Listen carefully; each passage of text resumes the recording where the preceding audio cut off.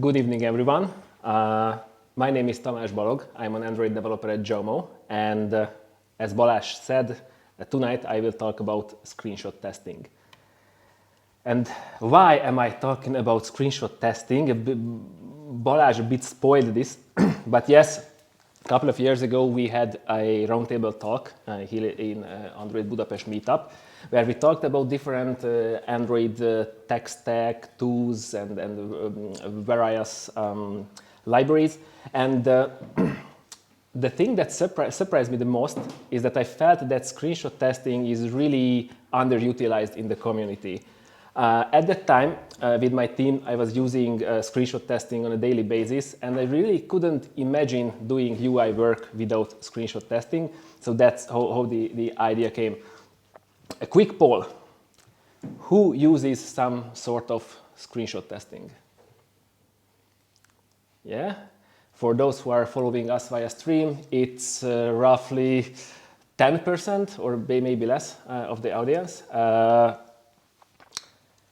Yeah, that's roughly what I perceived after this roundtable talk, that I felt that it's a really great tool and really underutilized. Fast forward a bit more than a year ago, I joined the Android team at Jomo. Jomo is a dating and social app, and the application that we work on itself is the product, and we put a high emphasis on user experience. The whole development process is really UI heavy. These are some screens from the app. And as you can see, we have quite a lot of custom layouts, and we face some non-trivial rendering challenges during our daily work.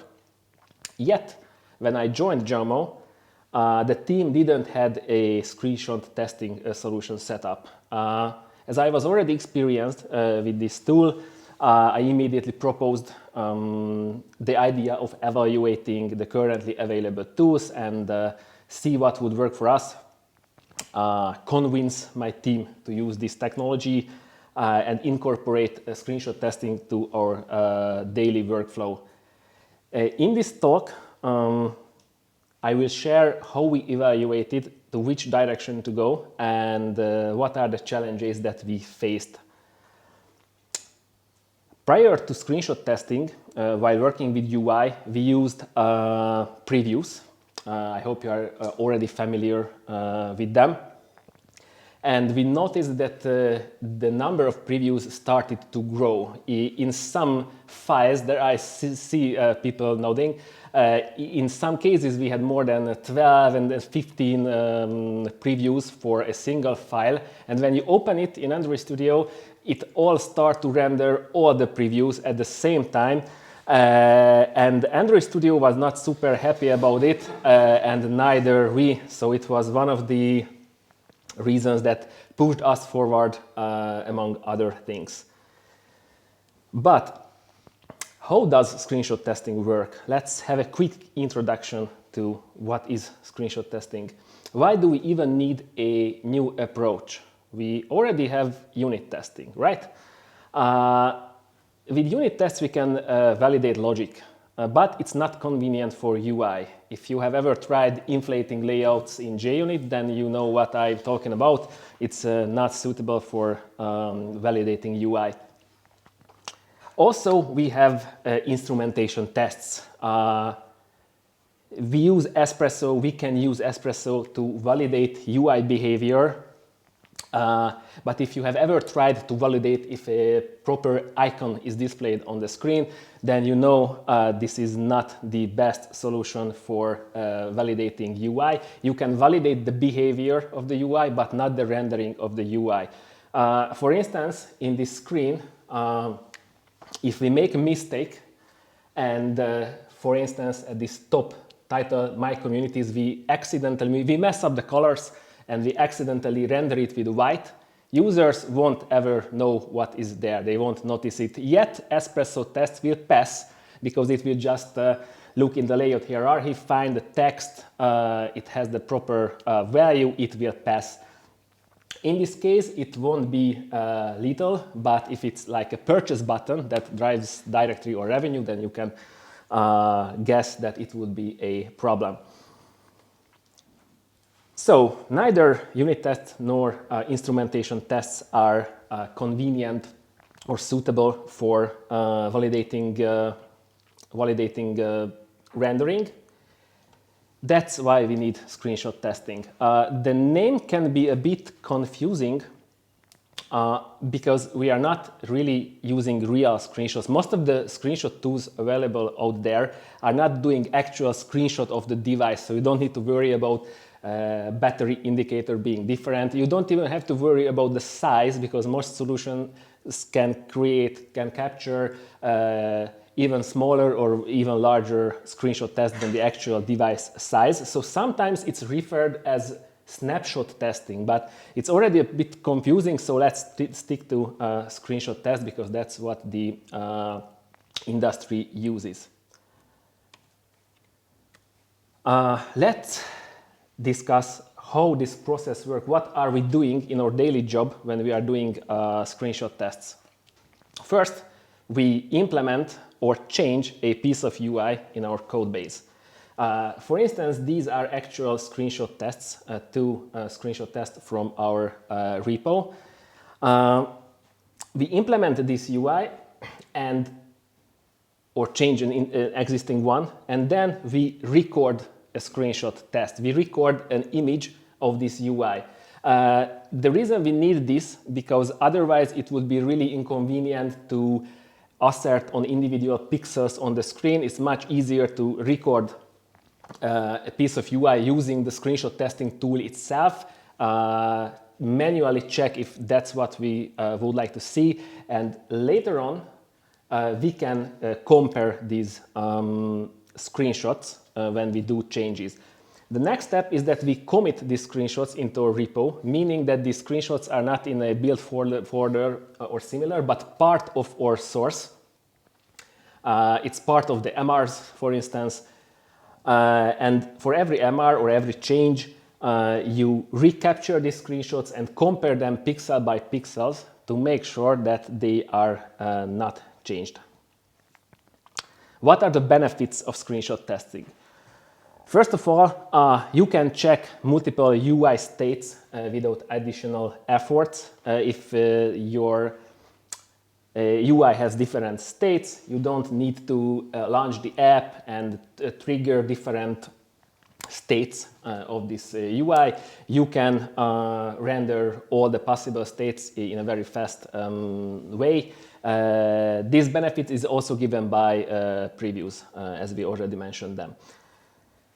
The second one, and that's what previews can do, is to catch unintended changes. If you actually don't want to change UI, but you accidentally do, then screenshot tests will help you with identifying this change. One of my favorite examples is that many years ago, at my previous team, we once updated a constraint layout library dependency. And actually, it turned out that internally in the library, the priority of resolving the rules were changed. And one of our screens was changed because of this. An important text was cut by half because of this. And we were really glad that screenshot test saved us. Also, you can use it to validate UI after doing a refactoring. So when you rearrange your UI code, but you don't want to actually change the rendered image, this is really useful. For instance, if you need to refactor your code, let's say you get rid of paddings and you use spaces instead. You would like to achieve the same UI pixel by pixel, but you would like to rearrange your code to make it more flexible, for instance. Then this tool can help you to make sure that you didn't miss padding somewhere and you will render the same UI. And also this helps with reviews, because as I mentioned, these are part of the MRs or PRs. So when you open an MR and someone else is reviewing it, then they don't need to check out the code, launch the app, trigger the various states. All the states, how it would look on the screen, are in the MR, and it can really facilitate development.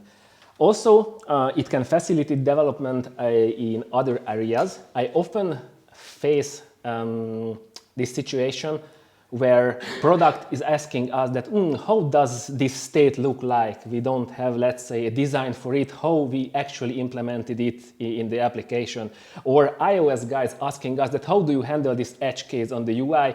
It's much faster to just jump into the screenshot tests already recorded than actually build the app, get to the screen, trigger these states. So it's really helpful. But before my team started to incorporate screenshot tests, we had a couple of considerations, a couple of prerequisites we had to take into account. So the JAMO app was first published 12 years ago. That's a long time in the mobile development industry. And I mean that multiple development approaches, architectures, libraries were used through this bit more than 12 years actually. And JAMO app used these, many of these, and still using many of various tools and approaches.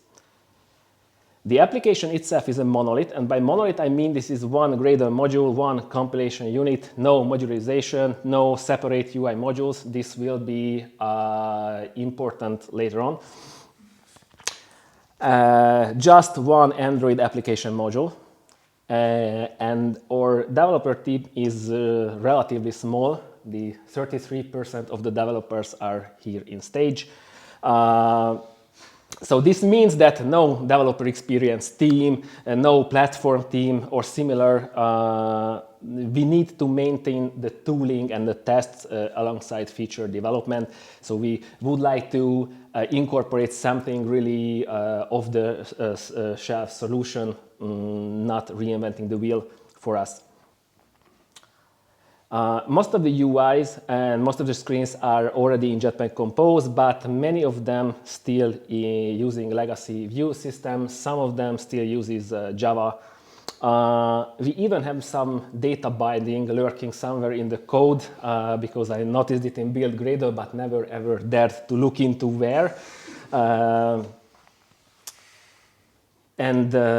Yeah, we have deeply nested layout hierarchies, and by nested I mean that compose view that has compose inside it, and then it has an Android view that has a fragment with a view pager that has a compose view. So we have many layers, kind of composeception inside the application. And when we were evaluating existing solutions, there were two paths we could go. One is the emulator-based solutions. These are using instrumentation tests. And this means that it needs an emulator. It uses a real Android system under your tests. If you use Android views, for instance, then the rendering of the views are coming from the Android environment. If you have a text view, for instance, then the text view implementation is coming from the Android operating system that's running on the emulator. And solutions like Facebook testing, Facebook screenshot testing, Karumi shot, drop shots, they use this approach. However, if you already have experience with instrumentation tests, then you know that these are relatively slower compared to, for instance, unit tests. And these can be quite flaky. You can imagine that having a cursor being rendered in a text can be really annoying if it happens when the screenshot is being rendered, while at the pre-recorded image it was not there, so it can cause flakes. We have seen, I have seen many of these previously when using emulator-based solutions, but yeah, there are quite some cases, pop-ups coming from nowhere, or scroll bars that you wouldn't expect. These can break screenshot tests. And also, it needs an emulator.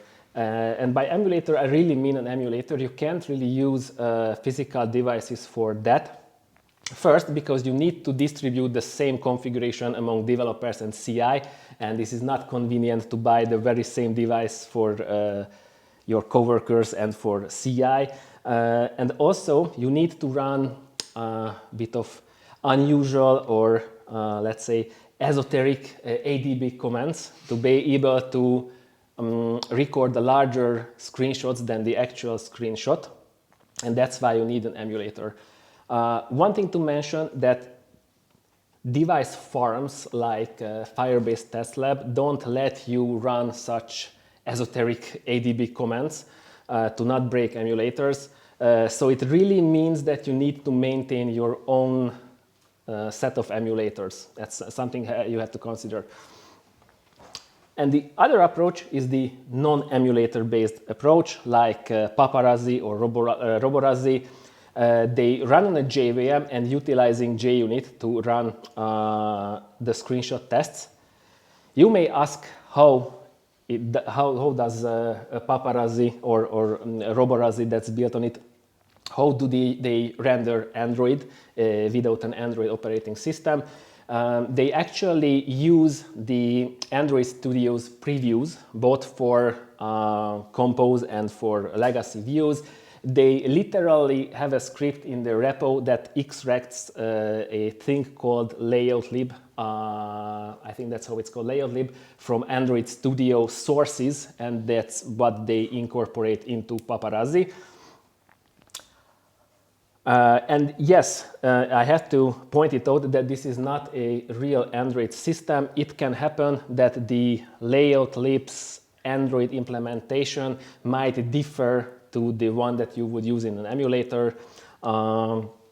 But it's much faster because it uses unit tests, need no sync with an emulator, don't even need to build the entire application. And this is more predictable, much less flake. So after evaluation, we went with Paparazzi.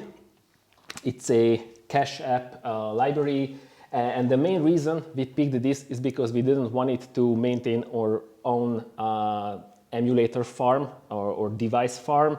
It was faster, it was more reliable, and also the main drawback of this library that it's not using real Android was not really affecting us because most of our screens are in Jetpack Compose, and then Jetpack Compose bundles its own rendering into our application.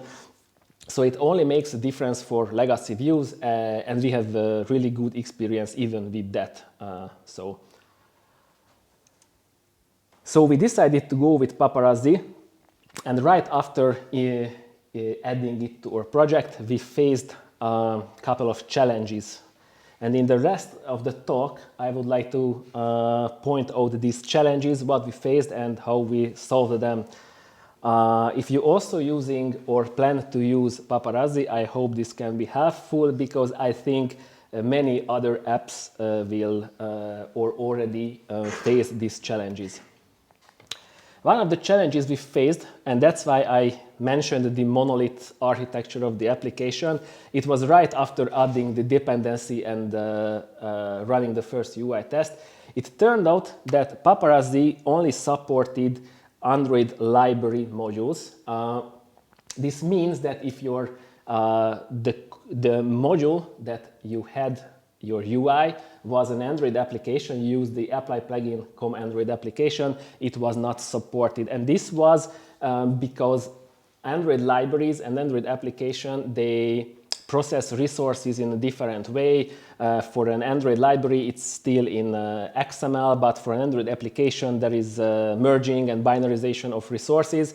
And at the time when we were starting to incorporate Paparazzi, this was not supported, but we were really lucky because after a couple of weeks, actually, the maintainers fixed this issue of Paparazzi last July, and we could start to add Paparazzi to our project. This was really fortunate, actually, that this happened right at the time when we were dealing with this. Yes, after we were actually able to record screenshots, we hit another challenge, and this challenge is that Paparazzi, and this is, I think, pretty common for other libraries as well, they have predefined device sizes. Let's say they have Pixel 5, Pixel 6, whatever devices predefined. But we wanted a more flexible approach. We wanted to record screenshots that can have different width or different height, or even the whole content can be arbitrary, can have an arbitrary size. And it turned out that the API of Paparazzi is not super straightforward in this regard. It turned out that there is a flag called rendering mode, and if you use V-scroll or H-scroll, that supports wrap, but only if you set the screen width and height respectively to 1. It was a bit tricky, so we sort of introduced a, let's say, a wrapper around that. We call this wrap mode, and that's how we translate from our wrap modes that makes sense for us to what makes sense for Paparazzi. And if you would like to capture an arbitrary size of image, then you need to use a full expand mode. Also, we added an additional mode to have a fixed height. We use this when we would like to capture really long screenshots that are larger than the device itself. And that's what we need to add to make it more flexible. After we fixed the layout sizes problem we faced, another issue we ran into was tests modes, or if you are using Compose, you might realize a local inspection mode. It's a flag that you can use to determine if your composable is running in a test mode or not. If you are using previews, then you can use this to have a different behavior for previews than regular code.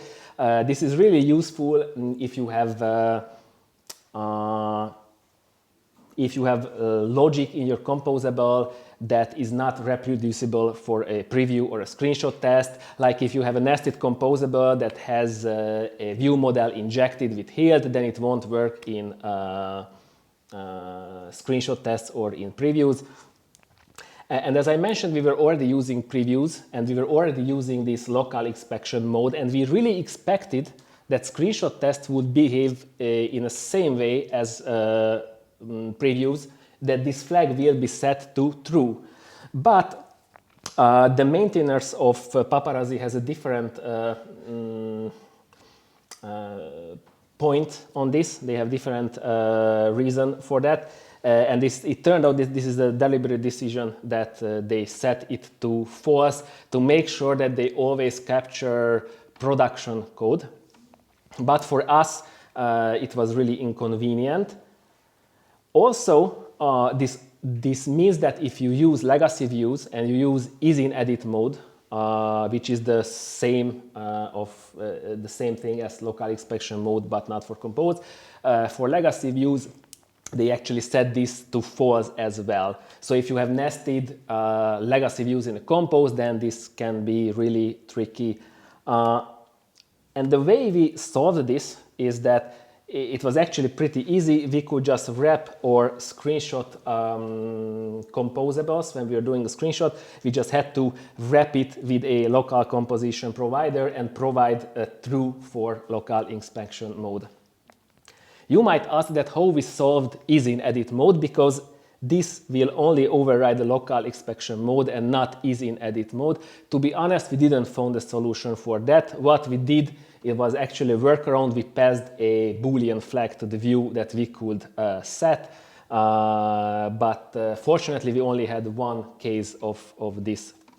So we didn't have to find a really larger scale solution for that. Also, you might notice in this screen that we are providing something different, not just local inspection mode, but local configuration. This was actually required because of the previous slides I just showed with the layout sizes, because even if you override or overrode the different rendering mode here, the configuration of your composable could have been different.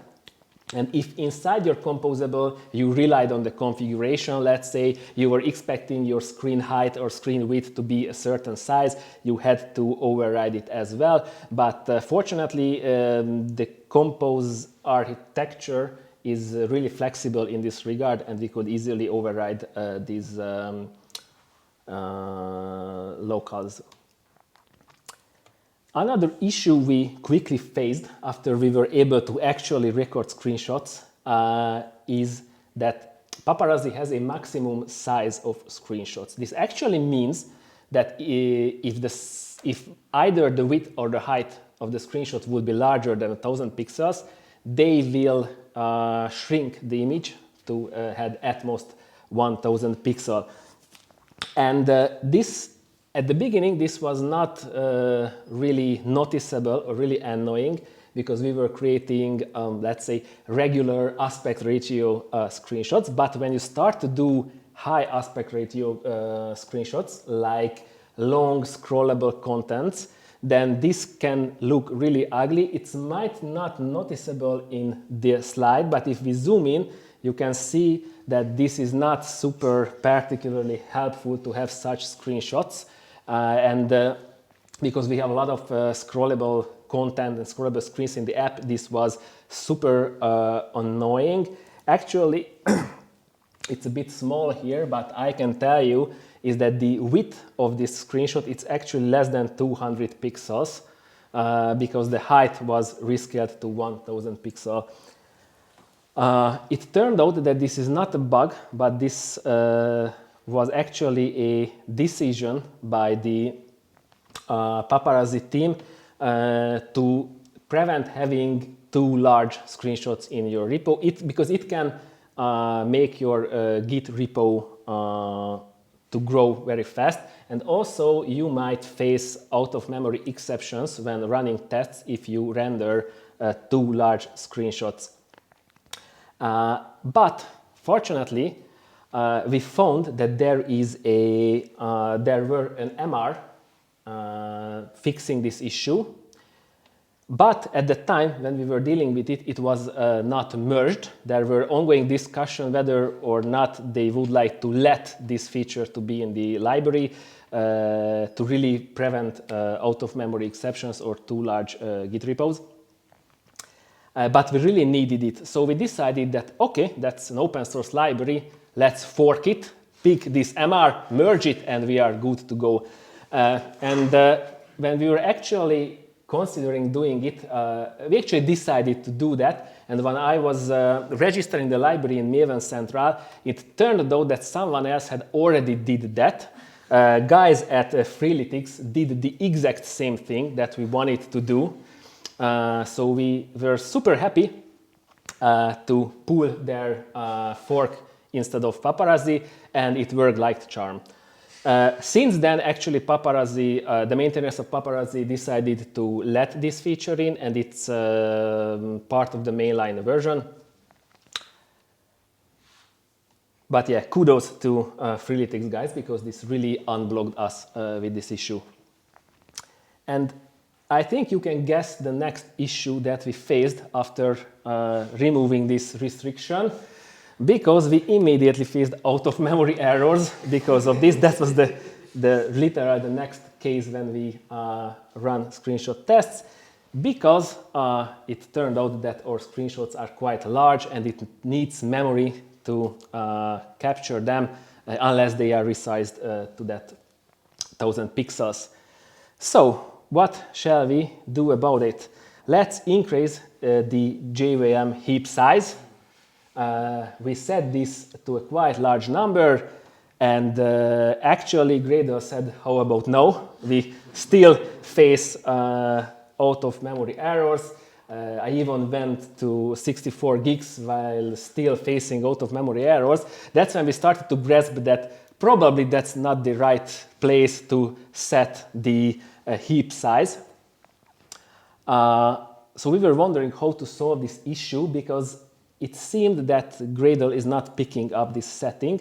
And the solution was, which is, I think, the solution for most of the Gradle issues people face is that it turned out that there is a flag that is hidden well inside documentation, a different setting that's under Android test options, unit tests all. It's called max heap size.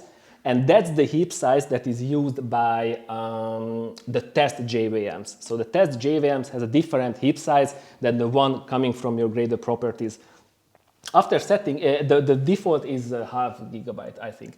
And even increasing to 1 gig, it worked like a charm, even for screenshots that had 6,000-7,000 pixels height. There were some really long scrollable, mostly like profile in our application that's really long and had multiple things there.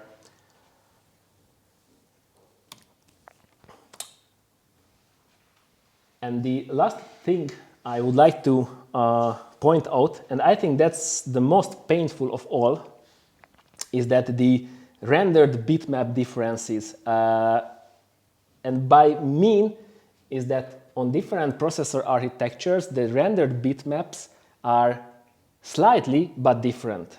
So if you record a screenshot on an ARM Mac, let's say, and you record the same one on an Intel device, even using the same configuration, the same project, they might differ with a little bit. Some pixels here and there could be different.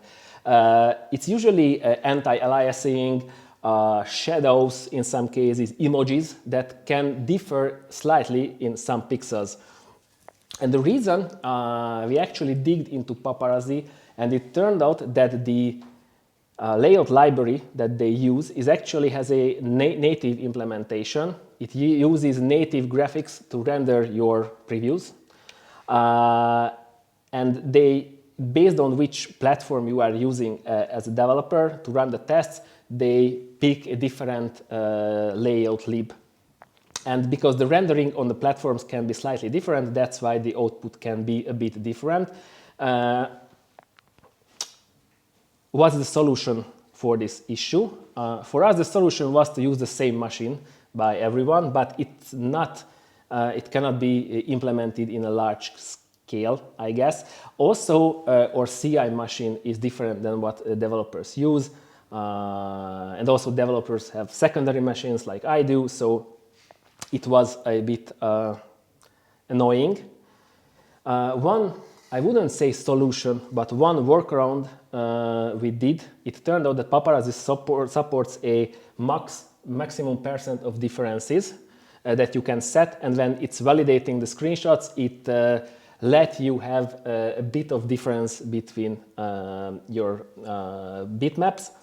It's actually a percentage of pixels that can be different. We were playing with the numbers and ended up with 0.5%. It was good enough to prevent screenshots to fail, but also good enough to not let actual changes slip through our tests. But I would say it's more like a workaround than an actual solution, because it's still, when you re-record screenshots in a different device, the actual bitmap will be different. So in Git you will see a change file. As far as I know, there's an open issue in Paparazzi, and I hope they are working on it. So hopefully we will see a real solution for this issue. And just to show you an example, what differences can it make, here is the expected layout at the left. At the right, there's the actual render layout. I can zoom in a bit. Not sure if you notice, but the edges of this chevron pointing up, it's a bit different because of anti-aliasing of this icon. These are the changes that are that you can expect between different platforms. So if you use this tool and your screenshot tests start to fall, then look into the differences, the diff, and try to find what small pixels are changing. In many cases, we can't really do that by looking there. I can really suggest a tool called Image Magic. With there, you can compare images and fine-tune that what colors to use to point out differences. If you use more like a red color and a bit larger, a bit different settings, then you can notice that which part is different, but this is super annoying, as you can imagine. So, as you see, not everything is rainbows and unicorns in screenshot testing land, but still, I believe this is a useful addition to your tool belt. And another thing to point out is that I think this knowledge is platform agnostic. And by that I mean is that if you learn screenshot testing, this knowledge is not tied to Android. If you later on in your career move to different technologies, let's say if you go to Flutter, Flutter has golden images, a screenshot testing library, or React has React screenshot tests. So it has a high chance that if you are doing UI in a different platform, it has a screenshot testing mechanism that works. Maybe the implementation is different, but at its core, the process and the flow of screenshot testing is really similar. So if you master this approach, then this can be really useful even where you are not developing for Android. And how it ended up for us? For us, this was a huge success, despite the many challenges we faced. Now we have almost 700 screenshot tests. I did this yesterday, but this morning I added 7 other. It just not merged yet, so it's almost 700